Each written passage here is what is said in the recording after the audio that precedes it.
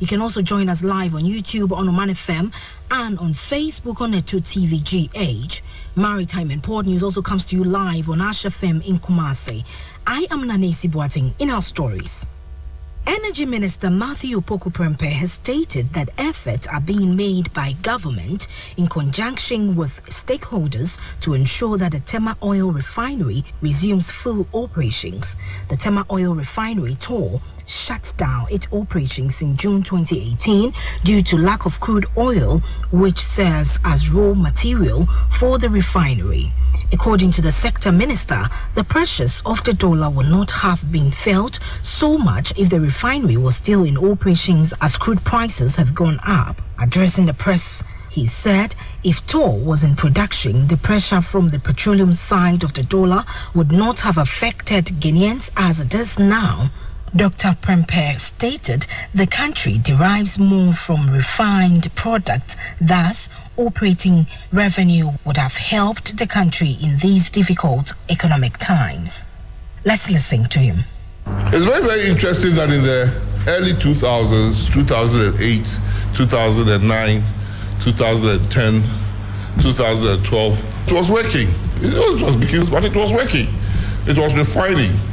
Once we hit commercial production of crude, TOR has no longer found this space to work. But if TOR was in production, the pressure on the dollar from at least the petroleum side wouldn't be as acute as it has been. If BOS was refining and producing, say, 40% of our national needs from crude, because we don't always have a direct link between crude prices and petroleum product prices. It's not a straight line, because other things come in. And refined products are far more expensive than unrefined products. So and you get more out of unrefined products than refined products. So if TOR is refining, one, it will guarantee jobs for the many Ghanaians working there. Two, we'll be getting more petroleum products out of the crude that we bring to TOR, and it will be better for us. Even the last bit is that we'll be getting bitumen for our roads as well. Now you go and buy refined products, you have to import also bitumen to come and do our roads. So collectively, every effort must be made to ensure that TOR comes back to work. We are listening to the experts. Some strategic partners have already applied. A committee is being set up between Public Enterprises, SIGA, Energy Ministry and Finance Ministry to look at these proposals to ensure that we select a partner that would invest in TOR to make it an efficient operating refinery for the betterment of us. You heard the Energy Minister, Dr. Matthew Poku-Prempeh. In other stories, the Ghana Union of Traders Association, GUTA, has urged the government against coercing its members to migrate from VAT flat rate scheme to the standard rate scheme.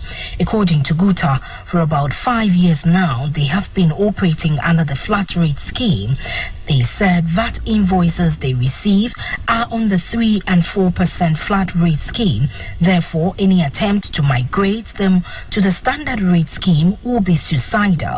In a statement copied to Maritime and Port News, GUTA said any attempt to go ahead with this scheme will leave them with no option than to defend their hard-earned working capital against further depletion, especially when businesses all over the world are struggling to survive the global economic crisis.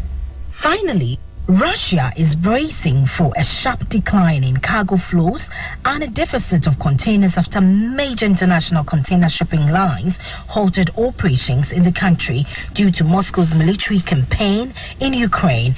Two Russian executives have stated the world's three largest container shipping lines, Denmark's Maersk, France's CMA-CGM, and Swiss-based MSC, have suspended their bookings to and from Russia after Moscow sent troops into Ukraine on February 24th, sparking a flurry of Western sanctions.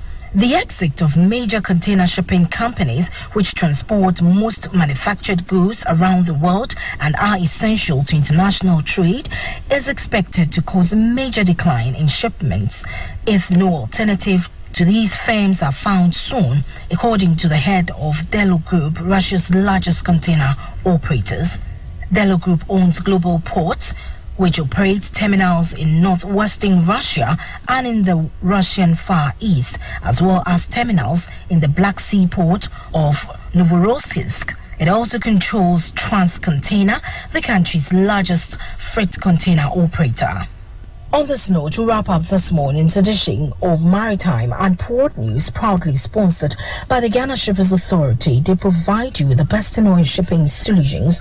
Contact them at the Shippers House in Accra. My name is Nanisi Boateng, producer Kwekwa Boji. Have a great day. Yenso akwan suju medie hiamo membia ankanko Ghana eku wiase ne di wiase so ba Ghana Shippers Authority ani so ade hunu ne se ye bebuo nso so adwadifo e wo how bia wonam mu efiri no ma ayra dia seye